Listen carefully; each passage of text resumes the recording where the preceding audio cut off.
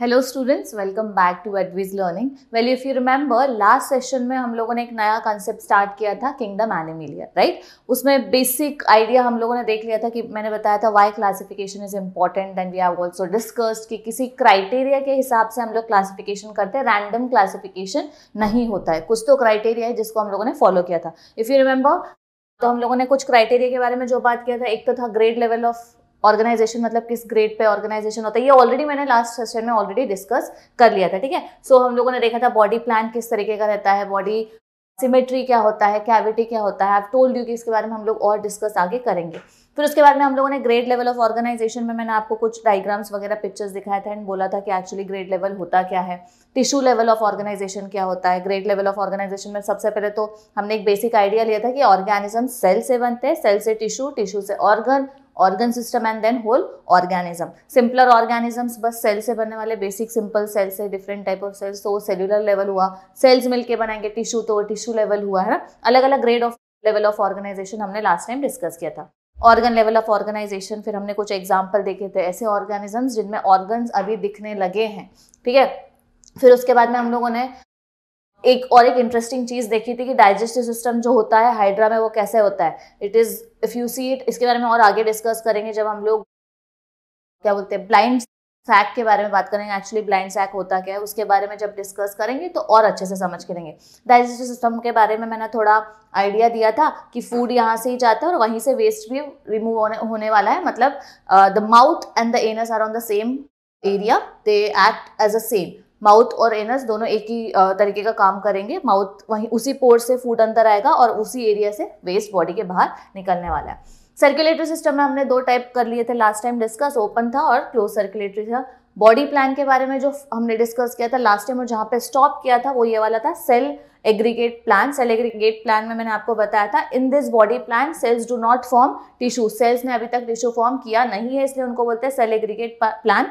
इसमें जो भी सेल्स मिलने वाले हैं वो बहुत मिनिमल डिफरेंशिएशन के होते हैं, ऐसे एक्सट्रीम डिफरेंशिएशन नहीं है। और डिफरेंशिएशन होने के बाद अलग अलग टिश्यूज या ऑर्गन्स फॉर्म नहीं होते हैं, बहुत ऐसे मिनिमल सेल्स रहने वाले हैं और जो अपना अपना लेबर वर्क स्टार्ट कर देंगे। मतलब ये फॉर एग्जांपल अगर पर्टिकुलर ये वाले सेल का काम क्या है वो वाला फंक्शन परफॉर्म करेगा और ऐसे अकॉर्डिंगली सब सेल्स अपना फंक्शंस परफॉर्म करने वाले सेल्स हैं। अभी तक सेल से प्रॉपर टिश्यूज बने हुए नहीं है, ठीक है। यहाँ तक हम लोगों ने लास्ट टाइम डिस्कस कर लिया था। इसका एग्जाम्पल हम लोगों ने देखा था पोरीफेरा। नेक्स्ट आता है ब्लाइंड सैक बॉडी प्लान, जो भी मैंने लास्ट टाइम आपको बताया कि हाइड्रा में जब हम लोग डिस्कस करेंगे तो करने वाले हैं। यहाँ पे डाइजेस्टिव सिस्टम के बारे में अपन ने लास्ट टाइम डिस्कस किया। इसके ब्लाइंड सैक बॉडी प्लान के अगर मैं बोलती हूँ ब्लाइंड सैक, सैक का मतलब क्या होता है, ऐसा थैली जैसा, ठीक है। तो अभी देखते हैं इसमें होता क्या है। In this body plan body is like a sac with single opening. Sac की तरह है ना, थैली की तरह है, सिंगल ओपनिंग। तो अगर आप देखोगे ये सिंगल ओपनिंग है, यहाँ पे एक बार अच्छे से देख लेते हैं यहाँ पे, ठीक है। ये अगर एक आप ओपनिंग देखोगे तो this is the single opening जो माउथ की तरह काम करेगा। मतलब क्या है, this is hydra. Actually hydra किसके अंदर आता है, सिलेंड्रेटा, है ना। हम लोगों ने पढ़ा है पोरीफेरा, सिलेंड्रेटा जिसको हम निडेरिया भी बोलते हैं, वो फाइलम में आता है। यहाँ से माउथ है, मतलब क्या, फूड इधर से अंदर जाने वाला है, यहाँ पे डाइजेशन वगैरह होगा और यहीं से वेस्ट को बाहर निकाल दिया जाएगा। मतलब माउथ और anus is nothing but the same part, ठीक है। इसलिए बोला it shows single opening. Digestion is carried out in the sac. Digestion कहाँ पे होने वाला है, sac like structure में होगा, like a structure where ingestion and egestion. Ingestion and egestion मतलब क्या है, इंजेशन हम लोगों ने जब ह्यूमन न्यूट्रिशन पढ़ा तो आपको याद होगा, इंजेशन मतलब फूड को इनटेक करना और इजेशन मतलब क्या, फूड को एक्सक्रीट आउट कर देना। तो माउथ से फूड इंजेक्ट किया जाएगा, अंदर लिया जाएगा, इंजेशन, एंड देन उसके बाद में क्या किया जाएगा, इजेशन किया जाएगा, that is excretion. Waste product को बॉडी के बाहर निकाल दिया जाएगा, ठीक है। प्लेस थ्रू सेम ओपनिंग, दोनों सेम ओपनिंग होने वाला है, वहीं से काम करेगा। एग्जाम्पल क्या है इसका, मेंबर्स ऑफ फाइलम निडेरिया, जिनको हम लोग सिलेंड्रेटा भी बोलते हैं। Why they are also called as Coelenterata, because cylindrical shape होता है ना बॉडी का। अगर आप हाइड्रा देखोगे तो कैसा शेप लग रहा है, this is almost a cylindrical shape, ठीक है, समझा। सो ये कौन सा बॉडी प्लान होगा, this is blind sac body plan. Blind sac क्यों बोलेंगे, सैक मतलब क्या, थैली जैसा स्ट्रक्चर।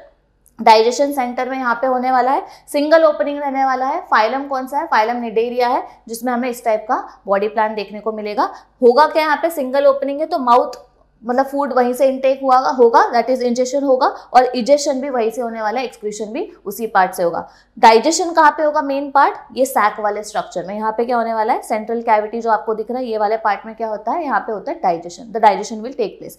डाइजेशन होने के बाद न्यूट्रिशन एब्जॉर्ब कर लिया जाएगा और वेस्ट प्रोडक्ट को वहीं से बॉडी के बाहर निकाल दिया जाएगा। ठीक है, आगे बढ़ते हैं। फिर दूसरा जो थर्ड वाला बॉडी प्लान आता है, अपन ने फर्स्ट कौन सा देखा था, cell aggregate body plan, second हमने देखा ब्लाइंड सैक, और थर्ड हम लोग देख रहे हैं अभी tube with in tube body plan. Tube with in tube body plan मतलब क्या, सिंपल बेसिक अगर आइडिया लोगे, ट्यूब क्यों बोलते हैं, क्योंकि ट्यूब जैसा स्ट्रक्चर है। ठीक है, ट्यूब टाइप स्ट्रक्चर है। अब यहाँ पे देखने को क्या मिल रहा है, बड़ा इंटरेस्टिंग है, अच्छे से ध्यान देंगे। Digestive system is present in tube like body cavity. Digestive system is present in tube like body cavity, है ना। Mouth and anus are present at two separate ends. If you see, this is the mouth part, whereas this is the anus part. So they are present on two different areas and two different separate areas. When you talk about hydra, जो अपन ने पीछे देखा था blind sac के बारे में, if you remember, mouth and anus same opening था, बराबर, सिंगल ओपनिंग था वहां पे। लेकिन यहाँ पे आप लोगों को दोनों अलग अलग ओपनिंग दिखने वाली है, anterior side and posterior side में। ठीक है, देन एनिलिडा के बाद जितने भी फाइलम आते हैं, एनिलिडा मतलब क्या, अर्थवॉर्म वाला जो फाइलम है, एनिलिडा के बाद जितने भी आएंगे जैसे ऑर्थ्रोपोडा, मोलस्का, इकाइनोडर्मेटा, हेमिकोऑर्डेटा वगैरह, उन सब में हम लोगों को कौन सा डाइजेस्टिव सिस्टम या बॉडी प्लान देखने को मिलने वाला है, basically tube with in tube. Fishes किसको बिलोंग करते हैं, क्लास स्पाइसेस, तो इनमें भी क्या दिखता है, ट्यूब विद इन ट्यूब। ठीक है, ट्यूब विद इन ट्यूब क्यों बोला, बिकॉज ट्यूब जैसा स्ट्रक्चर है जहाँ पे प्रॉपर डाइजेशन होने वाला है। तो यहाँ से फूड पास होगा, that is from first opening the food will get inside, injection होगा, और इंजेक्शन कहाँ से होगा, दूसरे वाले ओपनिंग से, that will be the anus part. ठीक है, इसको इसलिए हम लोग क्या बोलेंगे, tube with in tube body plan, proper tube जैसा स्ट्रक्चर है। आगे बढ़ते हैं। अब ये बड़ा इंटरेस्टिंग पार्ट है, इस पर थोड़ा अच्छे से ध्यान देंगे। जब मैं बॉडी सिमेट्री की बात करती हूँ, सिमेट्री का मीनिंग, बेसिक आइडिया क्या होता है, सिमेट्री का मतलब होता है कि अगर मैं किसी भी ऑर्गेनिज्म में से या किसी भी चीज में से एक इमेजिनरी लाइन पास करती हूँ, इमेजिनरी लाइन, देखो बहुत बार बच्चे ऐसे बोलते हैं कि अगर if an organism is cut into two pieces, भाई कट क्यों करना है, they are not cut into two pieces. हम लोग बोलेंगे if an imaginary line is pass from an organism, अगर वो मुझे इक्वल हाफ दे रहा है, अगर उसके बॉडी पार्ट्स मुझे इक्वल हाफ दे रहे हैं, तो उसको हम लोग बोलेंगे सिमेट्री। सिमेट्री मतलब दो इक्वल हाफ होना चाहिए, या फिर नॉर्मली वो इक्वल हाफ देने चाहिए। लेट्स से फॉर एग्जांपल अगर मैं बात करूंगी, एक एग्जांपल ले लेते हैं, अगर मैं, अच्छा लेट्स से दिस इज, अगर मैं रिमोट की बात करती हूँ, इसका अगर बात करूँ और बोलूँ कि अगर मैं ऐसे, हाँ ऐसे लैटरली, इसके लैटरली अगर इमेजिनरी लाइन पास करूंगी तो ये वाला पार्ट और ये वाला पार्ट इक्वल हाफ देगा क्या, नहीं, तो ये सिमेट्री नहीं होगा। अगर मैं इमेजिनरी लाइन पास करती हूँ, जैसे अगर आपका एक बुक हो गया, बुक में से अगर आप इमेजिनरी लाइन पास करते हो लैटरली, तो ये वाला पार्ट और ये वाला पार्ट इक्वल हाफ देगा, तो वो हो गया हमारा सिमेट्री। सिमेट्री का मीनिंग समझा, एक आइडिया आ गया। ठीक है, आगे बढ़ते हैं। अब सिमेट्री मतलब होता क्या है, it is the arrangement of similar body parts और two sides of main axis of the body. अगर मैं दो इमेजिनरी पार्ट्स को बात कर रही हूँ, दैट इज मैंने बोला अगर इमेजिनरी लाइन पास करेंगे तो दो बॉडी के पार्ट्स रहेंगे, वो कैसे होने चाहिए, दो इक्वल पार्ट्स देने चाहिए, तभी उसको हम लोग क्या बोलेंगे, इट शोज सिमेट्री। अब सिमेट्री के हिसाब से हम लोग ऑर्गेनिज्म को ना बेसिकली दो इसमें डिवाइड करते हैं, एक्चुअली होता है तीन टाइप, हम लोग आगे भी और एक देखेंगे। ठीक है, तो यहाँ पे हम लोग इधर दो दिखाए, इसके बाद में टोटली हम लोग कितने इसमें ऑर्गेनिज्म को डिवाइड करते हैं on the basis of symmetry, 3 types में। ठीक है, फर्स्ट सिमेट्री होता है असिमेट्री। ठीक है, फर्स्ट टाइप ऑफ सिमेट्री होता है असिमेट्रिकल ऑर्गेनिज्म, जिसमें असिमेट्रिकल बॉडी प्लान दिखेगा, दूसरा है सिमेट्रिकल और तीसरा है रेडियल सिमेट्री। बड़ा सिंपल है, अच्छे से समझ के लेंगे। ठीक है, अब ध्यान दो यहाँ पे, देखो सिमेट्री मतलब मैंने क्या बोला था, सिमेट्रिकल मतलब अगर इमेजिनरी लाइन पास करूंगी ऑर्गेनिज्म में से तो कितने हाफ देने चाहिए मुझे, दो इक्वल हाफ देने चाहिए। अगर इक्वल हाफ दे रहा है तो वो क्या हुआ, ऑर्गेनिज्म हुआ, कौन सा सिमेट्री दिखाएगा, सिमेट्रिकल ऑर्गेनिज्म है, मतलब वो सिमेट्री दिखा रहा है। लेकिन अगर सिमेट्री के आगे अ आ गया, मतलब क्या है, सिमेट्री का ऑपोजिट, मतलब इमेजिनरी लाइन अगर मैं पास करूंगी तो इक्वल हाफ देगा क्या, नहीं देगा। इसका सबसे अच्छा एग्जाम्पल हम लोग लेते हैं अमीबा। अगर मैं बात करती हूँ असिमेट्री की, असिमेट्री में हम लोग एग्जाम्पल क्या लेते हैं, यहाँ पे हमेशा 10th स्टैंडर्ड में भी आपको याद होगा, amoeba. Amoeba is an example of what, asymmetrical symmetry, asymmetry दिखाते हो। मतलब क्या, अभी देखो यहाँ पे अगर आप डायग्राम देखो तो आपको अच्छे से समझेगा। दिस इज अमीबा, कोई पर्टिकुलर शेप एंड स्ट्रक्चर होता नहीं है। सिमेट्री अगर होता तो क्या होता, मतलब मैंने क्या बोला था, अगर इमेजिनरी लाइन पास करूंगी तो दो इक्वल हाफ देना चाहिए। लेकिन अब देखो सिंपल सी बात है, अगर मैं अमीबा के कोई भी एक्सिस से, कोई भी एक्सिस, चाहे वो लैटरली हो ऐसा, चाहे वो इस वे में हो, चाहे वो इस वे में हो, चाहे वो इस वे में हो, किसी भी एक्सिस से मैं अगर इमेजिनरी लाइन पास करती हूँ अमीबा में से, तो आपको लगता है कि वो इक्वल हाफ देगा? Will it give equal half? Absolutely not. Why? Because it doesn't even have any shape, right? Amoeba doesn't have any shape, so if an imaginary line is passed, it is not going to give me any equal half, hence it will show which type of symmetry? Asymmetry. इसलिए हम लोग amoeba का हमेशा example किसके under लेते हैं? Asymmetrical organism के under. Asymmetry मतलब जो सिमेट्री नहीं दिखाएगा. कोई भी इमेजिनरी एक्सिस से आप लोग इमेजिनरी लाइन पास कर लो, नहीं इक्वल हाफ देने वाला. व्हाई? बिकॉज अमीबा का खुद का कोई शेप होता है नहीं. ठीक है, नेक्स्ट आ जाता है सिमेट्रिकल. अभी अ मतलब क्या था? ऑपोजिट. तो सिमेट्री मतलब क्या? इक्वल हाफ देने वाला है. इसको हम लोग बायलैटरल सिमेट्री भी बोलते हैं. Bilateral symmetry. ठीक है, अब बायलैटरल सिमेट्री का बेसिक आइडिया अगर आप लोगे तो देखो, बाय मतलब क्या?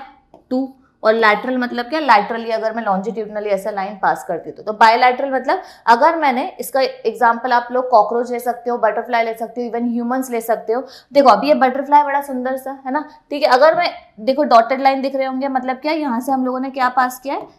इसके लैटरल एक्सिस से मैंने इमेजिनरी लाइन पास किया. किसके? बटरफ्लाई के.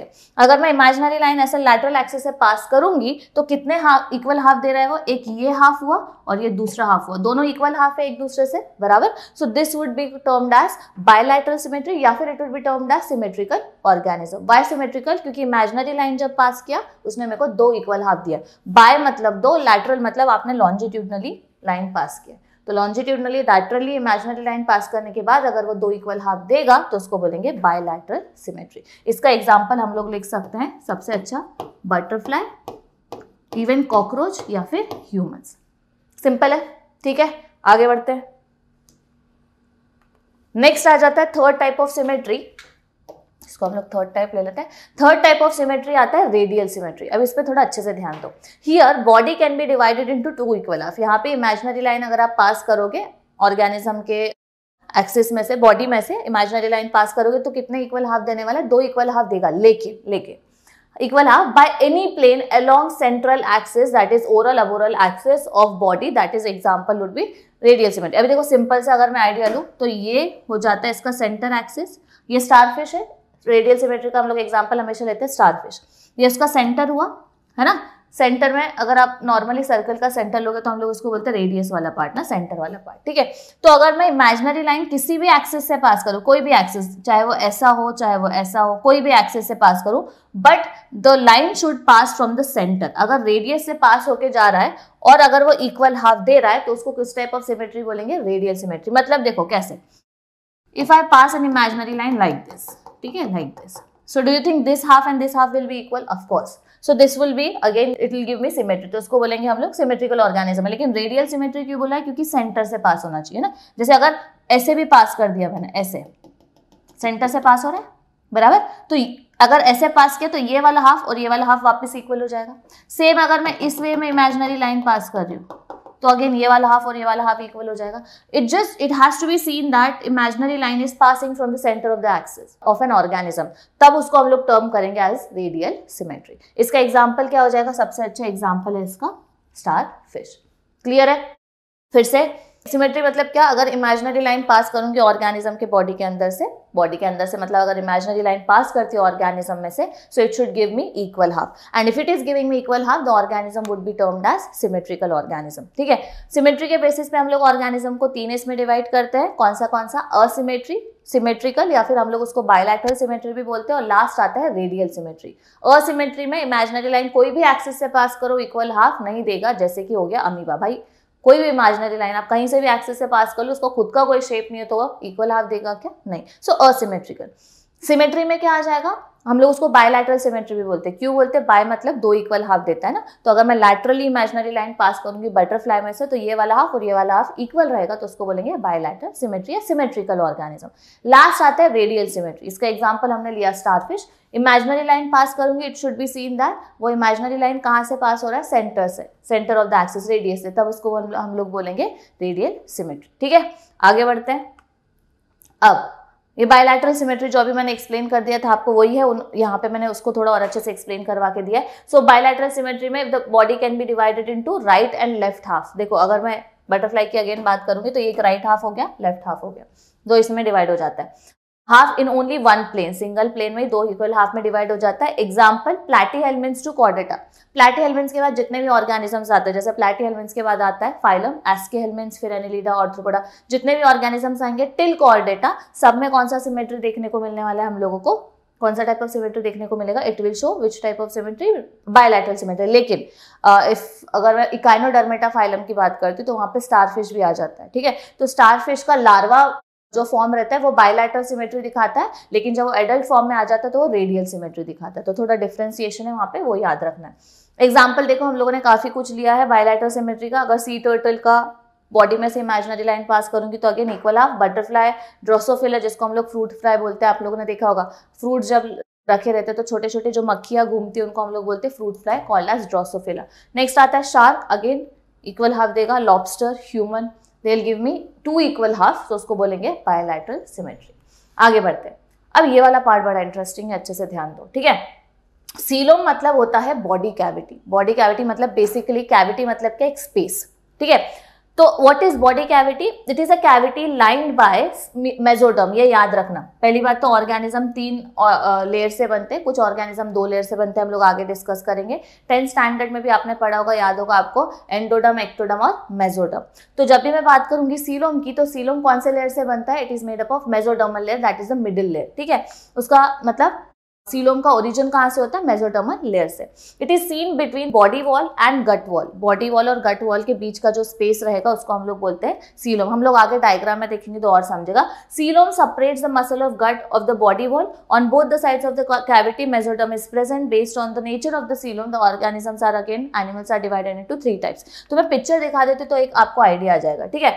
अब थोड़ा ध्यान दो यहाँ पे, ठीक है। 3 डायग्राम्स है। फर्स्ट दिया हुआ है सीलोमेट, मतलब सीलोम प्रेजेंट है। सूडोसीलोमेट मतलब फॉल्स सीलोम, ट्रू सीलोम नहीं है। और असीलोमेट मतलब सीलोम प्रेजेंट ही नहीं है। What do mean by? पहली बात तो सीलोम, सीलोम का बेसिक मीनिंग होता है body cavity. It is a space between the internal organ and the external body. अगर ये इंटरनल ऑर्गन है और ये एक्सटर्नल बॉडी है तो इन दोनों के बीच के स्पेस को और गैप को हम लोग बोलेंगे सीलोम। और सीलोम में मोस्ट ऑफ द टाइम क्या होता है, मतलब स्पेस होता है, और वहां पे स्पेस में क्या होता है? सीलोमिक फ्लूइड होता है। और सीलोमिक फ्लूइड का मेनली काम सर्कुलेटरी सिस्टम, मतलब जैसे हमारे अंदर ब्लड काम करता है, न्यूट्रिशन सप्लाई या सर्कुलेशन टाइप, वैसा सीलोमिक फ्लूइड भी वही काम करने वाला है, ठीक है। तो अगर ये इंटरनल ऑर्गन है कोई सा, और जैसे गट हो गया, और ये एक्सटर्नल बॉडी है, तो इन दोनों के बीच के स्पेस को मैं क्या बोलने वाली हूँ? Coelom, that is called as body cavity. तो डायग्राम देखोगे तो और अच्छे से समझेगा। अब देखो, ये जो बाहर वाला लेयर है दैट इज एक्टोडर्म, ठीक है। अंदर ये वाला क्या हो गया? एंडोडर्म, अंदर वाला लेयर। हम लोग जर्म लेयर जब पढ़ेंगे तो और आइडिया आ जाएगा। So this is, if this is ectoderm, ecto मतलब बाहर वाला layer, and this of course अंदर वाला लेयर क्या हो जाएगा? एंडोडर्म, है ना। और ये जो स्पेस है अंदर का, ये जो एम्प्टी स्पेस आपको दिख रहा है that is mesodermal layer. Mesodermal layer से वो ओरिजिन हुआ है, मतलब वहां पे एक स्पेस बना है, that space is termed as body cavity called as coelom. तो अगर ऐसा बॉडी कैविटी और सीलोम प्रेजेंट है, स्पेस प्रेजेंट है, तो ऐसे ऑर्गेनिज्म को हम लोग बोलेंगे सीलोमेट ऑर्गेनिज्म, या फिर इनको हम लोग यूसीलोमेट भी बोलते हैं। यूसीलोमेट मतलब सीलोम प्रेजेंट है, सीलोम मतलब बॉडी कैविटी स्पेस प्रेजेंट है, और वो बॉडी कैविटी कौन से लेयर से बना है? मेसोडर्मल लेयर से, ठीक है। नेक्स्ट आ जाता है सूडोसीलोमेट। सूडोसीलोमेट में क्या होता है? सूडो मतलब क्या? बेसिक मीनिंग सूडो मतलब होता है फॉल्स, मतलब यहाँ पे फॉल्स सीलोम प्रेजेंट रहेगा, ट्रू सीलोम प्रेजेंट नहीं है। मतलब क्या? तो अगर आप देखोगे, देखो प्रॉपर सीलोम यहाँ पे प्रेजेंट नहीं है, यहाँ पे स्पेस प्रेजेंट नहीं है। मेसोडर्मल लेयर जो है वहां के उसके मेसोडर्मल सेल्स जो रहते हैं लेयर के, वो इधर उधर स्कैटर्ड है। ये वाला लेयर देखो, ये मिडिल वाला, अगेन ये भी क्या होगा? एक्टोडर्म, ये हो जाएगा एंडोडर्म लेयर। अंदर वाला स्पेस क्या रहेगा? हमारा मेसोडर्मल लेयर वाला। लेकिन यहाँ पे एग्जैक्टली स्पेस प्रेजेंट रहेगा, वहां पे स्पेस प्रेजेंट नहीं है, कुछ तो सेल्स ऐसे स्कैटर हुए हुए है ना। Proper space body cavity present नहीं है, इसलिए उसको हम लोग ट्रू सीलोम नहीं बोलेंगे, उसको फॉल्स सीलोम बोलेंगे। और फॉल्स का मीनिंग होता है सूडो, इसलिए ऐसे ऑर्गेनिजम्स को हम लोग बोलते हैं सूडो सीलोमेट ऑर्गेनिजम्स, मतलब फॉल्स बॉडी कैविटी है। एक्चुअल बॉडी कैविटी वहां पे जैसे सीलोमेट में प्रेजेंट है वैसा वहां पे प्रेजेंट नहीं है, ठीक है। इफ यू रिमेंबर, सूडो का मीनिंग होता है फॉल्स। आपको पता होगा जब हम लोग बात करते हैं अमीबा की, अमीबा के जो लेग्स होते हैं हम लोग उनको सूडोपोडिया बोलते हैं। सूडो मतलब क्या, फॉल्स, और पोडिया मतलब लेग्स। वो एक्चुअली उसके फुट है क्या, नहीं, बट वो लोकोमोशन के लिए हेल्प करते हैं इसलिए उनको बोलेंगे pseudo podia, but real legs नहीं है। तो सूडो का मीनिंग होता है फॉल्स, ठीक है। तो सेम यहाँ पे सूडो सीलोमेट मतलब सीलोम बॉडी कैविटी जैसा है, स्पेस है, लेकिन एग्जैक्टली वहां पे स्पेस प्रेजेंट नहीं है, वहां पे सेल्स स्कैटर्ड रहते हैं, तो एम्प्टी स्पेस कैविटी नहीं रहता, इसलिए उसको बोलते हैं सूडो सीलोमेट। लास्ट आ जाता है असीलोमेट। अ आ गया मतलब भाई सीलोम ही प्रेजेंट नहीं है, देख रहे हो स्पेस कहीं दिख रहा है, नहीं है। यहाँ पे हम लोगों का अगर आप देखोगे तो एंडोडर्म है और एक्टोडर्म लेयर है अंदर, बीच में मेसोडर्मल लेयर फॉर्म ही नहीं हुआ, वहां पे लेयर नहीं है, तो ऑब्वियसली वहां पे क्या नहीं रहने वाला है, वहां पे स्पेस भी नहीं रहेगा, बॉडी कैविटी प्रेजेंट ही नहीं है, इसलिए उसको बोलते हैं असीलोमेट। क्लियर है। अगेन सीलोम मतलब मैंने क्या बोला था, बॉडी कैविटी, बॉडी स्पेस, तो इंटरनल ऑर्गन और एक्सटर्नल बॉडी के बीच का जो स्पेस रहता है उसको हम लोग बोलते हैं बॉडी कैविटी। बॉडी कैविटी में मोस्ट ऑफ द टाइम वहां पे क्या रहता है, सीलोमिक फ्लूइड। सीलोम प्रेजेंट है ना, बॉडी कैविटी को हम सीलोम बोलते हैं, तो जो फ्लूइड अंदर प्रेजेंट रहेगा उसमें उसको क्या बोलेंगे, सीलोमिक फ्लूइड। कहाँ प्रेजेंट रहता है, ये जो स्पेस दिख रहा है वहां पे प्रेजेंट रहने वाला है, ठीक है। उसके बेसिस पे हम लोगों ने ऑर्गेनिज्म को 3 इसमें डिवाइड करा, जैसे मैंने बताया असीलोमेट, सूडोसीलोमेट और यूसीलोमेट। डेफिनेशन देख लेते हैं। असीलोमेट मतलब सीलोम प्रेजेंट नहीं है, तो no coelom, the space between the body wall and digestive cavities filled with matrix. यहाँ पे देखो ये मैट्रिक्स के थ्रू फिल रहने वाला है, मतलब एंडोडर्म और एक्टोडर्म प्रेजेंट रहेगा, मेसोडर्म का लेयर वहां पे प्रेजेंट नहीं रहने वाला है, और वहां पे बॉडी जो डाइजेस्टिव कैविटी रहता है वो फिल्ड रहता है विद थ्रू मैट्रिक्स। मैट्रिक्स मतलब फ्लूइड जैसा सब्सटेंस, ठीक है। नेक्स्ट आ जाता है सूडोसीलोमेट। सूडो मतलब क्या बोला था मैंने, फॉल्स, ठीक है। तो यहाँ पे सीलोम प्रेजेंट रहने वाला है, लेकिन it would be termed as pseudocoelomate, ठीक है, false coelom. Here the body cavity is not lined by mesodermal layer, mesodermal layer lining रहने ही नहीं वाला, और mesoderm is seen as scattered pouches. देखो ये जो मिडिल वाला लेयर दिख रहा है ना अपने को, यहाँ पे स्कैटर्ड पाउचेस दिख रहे हैं, एक्चुअली कैविटी प्रेजेंट है क्या वहां पे, नहीं, इसलिए उसको बोलेंगे सूडोसीलोमेट। और लास्ट जो आता है अपना, लास्ट जो आता है दैट इज यूसीलोमेट, जिसको हम लोग सीलोमेट भी बोलते हैं। यूसीलोमेट या सीलोमेट दोनों सेम है, यू भी लिखा रहेगा आगे, तो उसको सीलोमेट ही समझना है। इनको हम लोग ट्रू सीलोमेट्स बोलते हैं। ट्रू सीलोमेट्स क्यों, क्योंकि body cavity actually space present है, दिख रहा है यहाँ पे स्पेस प्रेजेंट है, ट्रू बॉडी कैविटी है, और वो बॉडी कैविटी के अंदर क्या रहेगा, सीलोमिक फ्लूइड, ठीक है। तो coelom is lined with peritoneal layer and it is filled with what fluid, it is filled with coelomic fluid, वही बताया उन्होंने। अब देखो भाई सीलोम का फंक्शन क्या क्या होता है ये देख लेते, बड़ा इंपॉर्टेंट है, ठीक है। It accommodates visceral organs. Visceral organs मतलब इंटरनल ऑर्गन्स को क्या करता है, एकोमोडेशन की जगह देता है, ठीक है। तो वहां पे जो कैविटी है, स्पेस है, वहां पे हमारे विसरल ऑर्गन, इंटरनल ऑर्गन्स रहने वाले हैं। Coelomic fluid reduces friction between the visceral organs. एक ऑर्गन और दूसरे ऑर्गन के बीच के फ्रिक्शन को कौन रिस्ट्रिक्ट करता है, रोकता है, सीलोमिक फ्लूइड, जो कहाँ प्रेजेंट रहेगा, सीलोम में। जैसे हमको पता है बहुत सारे अंदर विसरल ऑर्गन्स है, तो एक ऑर्गन दूसरे ऑर्गन को रब नहीं होना चाहिए, उन दोनों के बीच के फ्रिक्शन रोकने का काम किसका रहता है, सीलोमिक फ्लूइड का। It act as a shock absorber also. कोई भी शॉक एब्जॉर्बर मतलब आपको, इफ यू रिमेंबर, आपको पता होगा हमारे ब्रेन में भी एक फ्लूइड होता है ना, that is called a cerebrospinal fluid. तो क्या करता है, बेसिकली शॉक एब्जॉर्बेंस का काम करता है। तो सेम यहाँ पे सीलोमिक फ्लूइड क्या करेगा, फ्लूइड है, तो जो भी कोई अगर ऐसा मैकेनिकल शॉक वगैरह आता है, बॉडी के ऊपर स्ट्रेस आता है, तो उसको शॉक एब्जॉर्ब कर लेता है कौन, सीलोमिक फ्लूइड, और डायरेक्टली इंटरनल ऑर्गन्स को डैमेज करने नहीं देता है, ठीक है। In any of the organism जिनमें सीलोम प्रेजेंट रहने वाला है, तो ऐसे ऑर्गेनिज्म जिनमें सीलोम प्रेजेंट रहेगा उनको सीलोमेट ऑर्गेनिज्म बोलेंगे, और जितने भी सीलोम प्रेजेंट है उनका जो सीलोम है उसका सबका फंक्शन ये रहने वाला है, ठीक है, क्लियर। सूडोसीलोमेट में स्कैटर्ड पाउच प्रेजेंट रहने वाले हैं, ऐसे अलग अलग, मतलब बेसिकली टोटल स्पेस प्रेजेंट नहीं है वहां पे, और असीलोमेट में सीलोम ही प्रेजेंट नहीं रहेगा। आगे बढ़ते हैं। अब ये बड़ा इंटरेस्टिंग पार्ट है, ठीक है, इसको थोड़ा अच्छे से ध्यान देके समझेंगे। जब मैं जर्मिनल लेयर की बात करती हूँ, उनको हम लोग बेसिकली जर्म लेयर भी बोलते हैं। आपने 10th स्टैंडर्ड में ये बड़ा अच्छे से पढ़ा है, लेकिन इतने एग्जैक्टली डिटेल में बताया होगा कि नहीं वो मुझे नहीं पता, थोड़ा अच्छे से समझने की कोशिश करेंगे। इनको हम लोग एम्ब्रियोनिक लेयर भी बोलते हैं। क्यों बोलते हैं अभी पता चलेगा, ठीक है। किसके बारे में डिस्कस करें, तो देखो पहले तो अपन ने बॉडी सिमेट्री के बेसिस पे भी देखा कि ऑर्गेनिज्म 3 इसमें डिवाइड होते हैं, फिर हमने सीलोम के हिसाब से देखा ऑर्गेनिज्म वापस 3 इसमें डिवाइड होते हैं। मतलब अगर किसी में सीलोम प्रेजेंट रहेगा तो वो ऑर्गेनिज्म को यू सीलोमेट या सीलोमेट ऑर्गेनिज्म बोलेंगे, किसी में सिमेट्री दिख रहा है तो उसको सिमेट्रिकल ऑर्गेनिज्म बोलेंगे। ऐसे अलग अलग कैटेगरी में हमने डिवाइड किया। अगेन जर्म लेयर के बेसिस पे, जर्मिनल लेयर के बेसिस पे भी हम लोग ऑर्गेनिज्म को 2 इसमें डिवाइड करते हैं। 2 इसमें कौन से इसमें, diploblastic and diploblastic and triploblastic, ठीक है। अब देखो डिप्लो मतलब क्या, डाई मतलब 2 और ट्रिप्लो मतलब 3। ब्लास्ट का मीनिंग होता है लेयर, ठीक है, लेयर्स। अब थोड़ा देखो, पहली बात तो होते क्या है germ layers. These are the layers of embryo from which all the body organs are form. Germ layers मतलब ये लेयर्स है जिससे आगे चल के टोटली हमारे बॉडी के अंदर के ऑर्गन्स बनने वाले हैं। हमारे जो ऑर्गन्स फॉर्म होते हैं, इंटरनल ऑर्गन्स, विस्ट्रल ऑर्गन्स, स्किन हो गया, लंग्स हो गए, गट पार्ट हो गया, मसल्स हो गए, इवन नर्वस सिस्टम हो गया, जितने भी पार्ट्स है, बोन्स, ये सब अलग अलग लेयर से बनते हैं, अलग अलग सेल से बनते हैं। हम लोगों को पता है we are multicellular organisms, right, अलग अलग सेल से बने हुए हैं और हर एक सेल का अपना अपना फंक्शन होता है और अलग अलग शेप और स्ट्रक्चर होता है। जैसे अगर मैं बोलूंगी हमारे बोन्स बनते हैं ऑस्टियोसाइट से, है ना, ऑस्टियोसाइट मतलब क्या बनाएगा वो वाला पार्ट, वो सेल्स मेरे ऑब्वियसली बोन्स ही बनाएंगे, वो जाके मेरा नर्वस सिस्टम बनाने वाले नहीं है। सेम मेरे डर्मल सेल्स मेरे स्किन ही बनाने वाले हैं, ठीक है। वैसे अगर मैं ऑप्टिक की बात करूंगी तो मेरे आइस के लिए फॉर्मेशन के लिए काम आएंगे। मेरा न्यूरॉन पार्ट, न्यूरॉन कहाँ प्रेजेंट रहते हैं, ब्रेन, तो नर्वस सिस्टम बनाएगा। नेफ्रॉन किडनी बनाएंगे, रीनल सेल्स, ठीक है, कार्डियक सेल्स हार्ट बनाएंगे। तो ऐसे अलग अलग सेल्स अलग अलग ऑर्गन्स बनाने वाले हैं और ये अलग अलग सेल्स कहाँ प्रेजेंट रहते हैं, अलग अलग जर्म लेयर में। और ये जर्म लेयर आगे चल के सेल डिफ्रेंसिएशन करके अलग अलग ऑर्गन्स को फॉर्मेशन मतलब डेवलप करवाते हैं, ठीक है। तो what are germ layers, these are the layers which will later on form into different organs in our body. कैसे, आगे देखते हैं। मैंने क्या बोला था, अब ये जर्म लेयर के बेसिस के ऊपर हमारे ऑर्गेनिजम्स को हमने दो में डिवाइड किया, डिप्लोब्लास्टिक एंड ट्रिप्लोब्लास्टिक। अगर ऑर्गेनिज्म दो लेयर से बना है तो उसको बोलेंगे डिप्लोब्लास्टिक, अगर तीनों लेयर से बना है तो ट्रिप्लोब्लास्टिक। लेकिन कौन से लेयर, अब उस पे वो मुद्दे पे आ जाते हैं। पहली बात तो लेयर ना, मैं पहले सिंपल सा आइडिया दे देती हूँ, फिर उसके बाद में इसके ऊपर बढ़ते हैं। तो देखो लेयर्स तीन होते हैं यहाँ पे, है ना, ऑर्गेनिज्म तीन लेयर से बनता है बेसिकली। तो अलग अलग कलर से बना लेते हैं। सबसे अंदर वाला लेयर हो गया ये, इसके बाद में आता है मिडिल वाला लेयर और फिर आता है सबसे एक्सटर्नल लेयर, ठीक है। अब बड़ा इंटरेस्टिंग है, अच्छे से ध्यान दोगे। नाउ जो ये सबसे अंदर वाला लेयर है ना, अंदर है ना, तो इसको हम लोग बोलते हैं एंडोडर्म।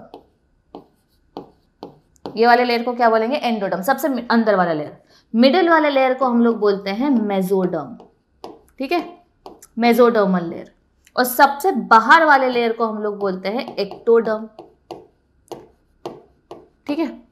अगर मैं बोल रही हूँ, थोड़ा ध्यान देना, अगर मैं बोल रही हूँ ऑर्गेनिज्म के बॉडी के अंदर या फिर ऑर्गेनिज्म में जितने भी ऑर्गन्स बने ये तीनों लेयर से बने, तीनों लेयर प्रेजेंट थे ऑर्गेनिज्म के डेवलपमेंटल स्टेज में, तो अगर तीनों लेयर से बना है तो वो ऑर्गेनिज्म को हम लोग बोलेंगे ट्रिप्लोब्लास्टिक। ट्रिपल मतलब होता है तीन, ब्लास्ट मतलब लेयर। तो ऑर्गेनिज्म अगर तीनों लेयर से फॉर्म हुआ है तो ट्रिप्लोब्लास्टिक। अगर मैं बोल रही हूँ डिप्लोब्लास्टिक, डिप्लो मतलब बोला था मैंने दो, तो ऐसे ऑर्गेनिज्म जिनमें बस जो दो ही लेयर से फॉर्म हुए, जिनके ऑर्गन्स दो ही लेयर से बने हुए हैं, डेवलप हुए हैं, उनको हम लोग बोलते हैं डिप्लोब्लास्टिक। मतलब ऐसे ऑर्गेनिजम्स में मेसोडर्मल लेयर का प्रेजेंस नहीं होता है, मतलब उनमें मेसोडर्मल लेयर प्रेजेंट नहीं रहेगा, मिडिल लेयर प्रेजेंट नहीं रहता है, डायरेक्टली एंडोडर्म और एक्टोडर्म लेयर रहता है, इसलिए उनको बोलते हैं डिप्लोब्लास्टिक ऑर्गेनिज्म। अब ये जो लेयर्स है क्या है, जर्म लेयर है। अब ये जर्म लेयर भाई बनते कैसे, उसके ऊपर आ जाते हैं। ये वाला पार्ट आप लोगों ने 10th में ये वाला पार्ट पढ़ा होगा कि 3 लेयर्स होते हैं जर्म लेयर्स, बट भाई बनते कैसे, वो मेन पार्ट है ना, जर्म लेयर फॉर्म कैसे हुए उसके बारे में थोड़ा डिस्कशन करते हैं। अब थोड़ा ध्यान दो, हमको पता है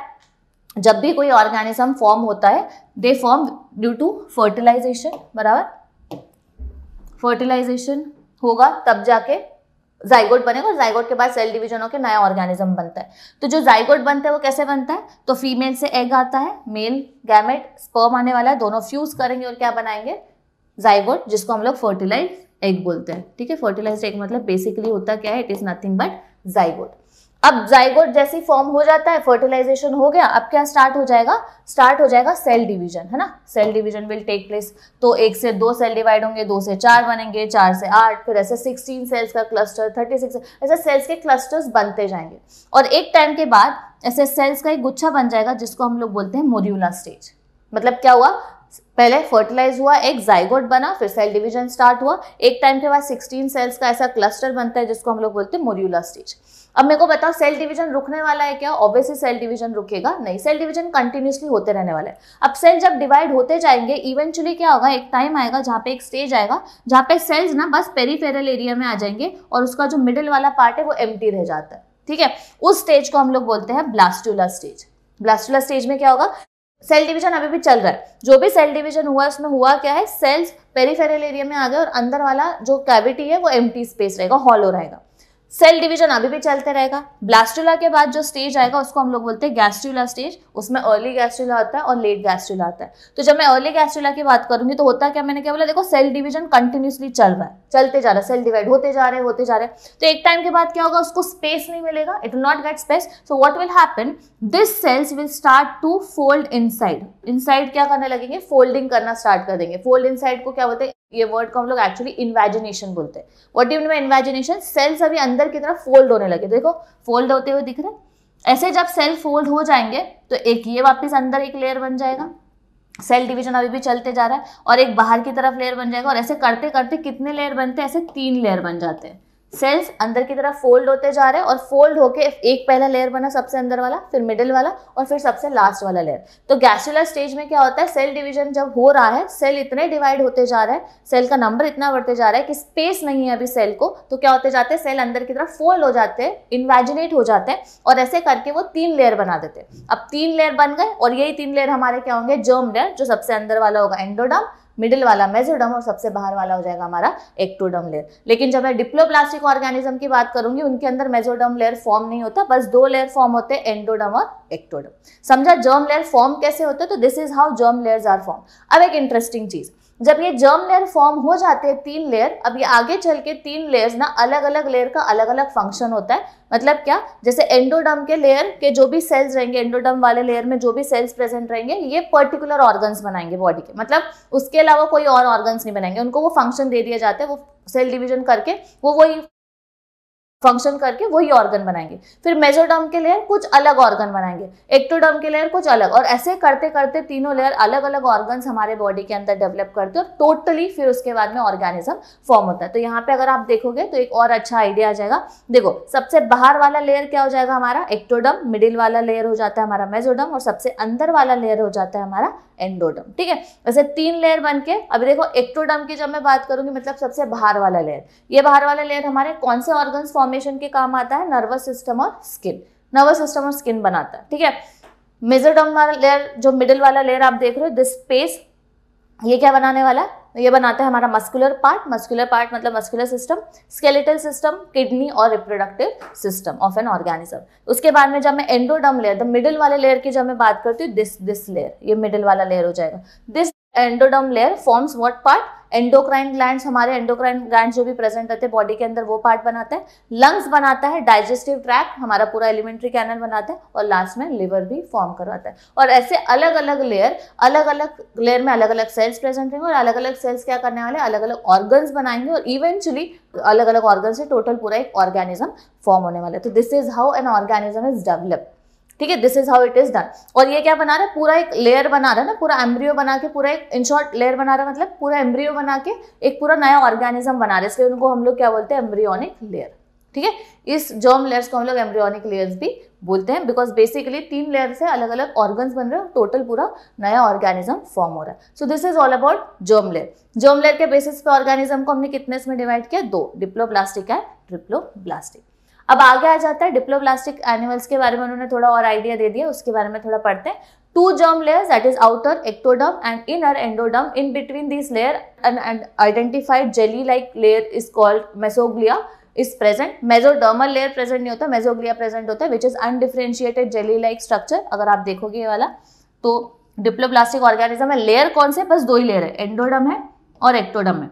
यहाँ पे मेसोडर्म लेयर दिख रहा है क्या, वो वाले लेयर के सेल्स फॉर्म नहीं हो, वहाँ पे एक जेली लाइक सब्सटेंस प्रेजेंट रहता है, उसको हम लोग बोलते हैं मेसोग्लिया। ठीक है, वही अगर मैं ट्रिप्लोब्लास्टिक ऑर्गेनिज्म की बात करूंगी, तो ट्रिप्लोब्लास्टिक ऑर्गेनिज्म में 3 germ layers are present, outer ectoderm, mesoderm and inner one is endoderm. देखो वो उन्होंने बताया, एक्टोडर्म मतलब बाहर वाला लेयर, ये this blue one, endoderm the inner one, grey one, and then this pink and orange one is called as mesodermal layer. ठीक है, तीनों लेयर से तो ट्रिप्लोब्लास्टिक, 2 लेयर से बना है तो बस डिप्लोब्लास्टिक। आगे बढ़ते हैं।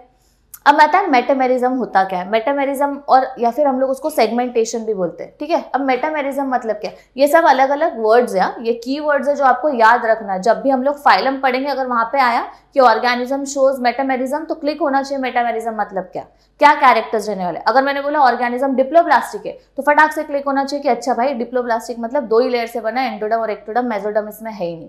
ठीक है, ये इसलिए ये सब ऑलरेडी कीवर्ड्स को मैं डिस्कस करी, so that you have an idea, you get an idea when we talk exactly about phylums, when we'll discuss about the phylums, it will not take longer time for you to understand. Why? उसमें ज़्यादा time क्यों नहीं जाएगा? Because already आपको keyword और concept अभी समझ गया कि ये वर्ड मतलब क्या है, वो ऑर्गेनिज्म के अंदर, वो फाइलम में क्या प्रेजेंट रहने वाला है और क्या एब्सेंट रहने वाला है, ठीक है। अब मेटामेरिज्म मतलब क्या? मैंने बोला segmentation. In some animals, the body or organs is externally and internally divided into repeated segments, that is metamers. This is called as metamerism. मतलब अगर let's say when you talk about earthworm, ठीक है, earthworm का अगर आप body देखोगे तो आपने देखा होगा उसके स्किन के ऊपर, अगर आप नॉर्मली earthworm भी देखोगे तो ऐसे लाइनिंग रहते हैं, वो लाइनिंग को हम लोग बोलते हैं सेगमेंट. सेगमेंट मतलब बेसिकली हिस्से, अलग अलग सेगमेंट. जैसे कि अगर मैं बात करूँ हमारे फिंगर्स की, तो अगर आप देखोगे तो ये वाला एक सेगमेंट हुआ, ये एक सेगमेंट हुआ, ये एक सेगमेंट, ऐसे सेगमेंट्स बोलते हैं. अलग अलग हिस्से को हम लोग क्या बोलने वाले हैं? सेगमेंट्स, ठीक है. तो अगर मैं earthworm की बात करूंगी तो earthworm का बॉडी अगर आप देखोगे तो एक्सटर्नली लाइनिंग है, सेगमेंट्स है, लेकिन इंटरनली भी उसका बॉडी क्या है? टोटली डिवाइडेड है. मतलब अंदर से भी डिवीजन है, सेगमेंट्स है, और बाहर से भी है. जैसे अगर मैं ट्रेन की बात करूं, है ना, तो बोगीज होते हैं ना, अलग अलग कोचेस होते हैं, ठीक है, तो कोच रहने वाले अलग अलग और बोगीज वगैरह. तो अगर आप अंदर से भी देखोगे तो अंदर से भी डिवीजन, और बाहर से देखते हो तो अलग से एक बोगी दिखता है. तो that is separate, totally separate compartment, right. So that is called a segment, ठीक है. और उसको मेटामेरिकल सेगमेंटेशन क्यों बोलेंगे? मेटामेरिज्म मतलब इंटरनली और एक्सटर्नली दोनों तरफ से वो क्या है? डिवीजन देखने को मिलता है. तो देखो इसका अंदर से, बॉडी के अंदर भी सेगमेंट, अलग अलग हिस्से हैं, अलग अलग पार्ट्स दिख रहे हैं, और बॉडी के ऊपर भी क्या है? अलग अलग ऐसे सेगमेंट्स प्रेजेंट है. इस पार्ट को हम लोग बोलते हैं मेटामेरिज्म. मेटामेरिज्म मतलब इंटरनली और एक्सटर्नली दोनों तरफ से क्या है? सेगमेंट्स प्रेजेंट है. नेक्स्ट आता है नोटोकॉर्ड, ठीक है. अगर मैंने बोला ऑर्गेनिज्म के अंदर नोटोकॉर्ड प्रेजेंट है, तो मतलब नोटोकॉर्ड बेसिकली होता क्या है भाई, ठीक है.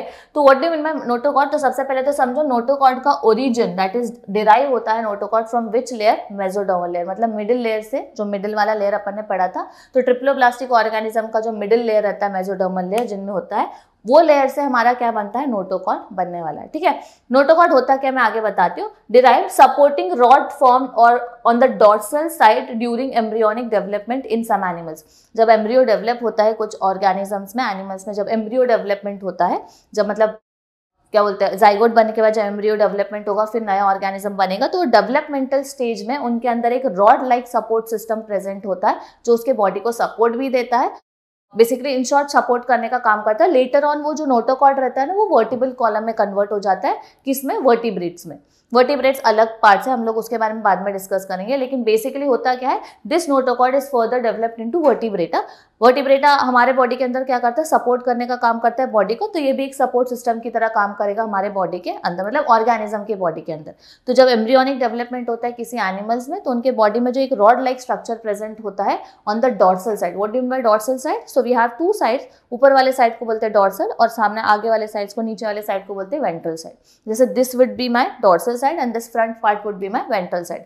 तो ऑर्गेनिज्म के डॉर्सल साइड में एक supporting rod like structure present होता है, that is called as notochord. और वो कौन से लेयर से बनता है? मेसोडर्मल लेयर से, ठीक है.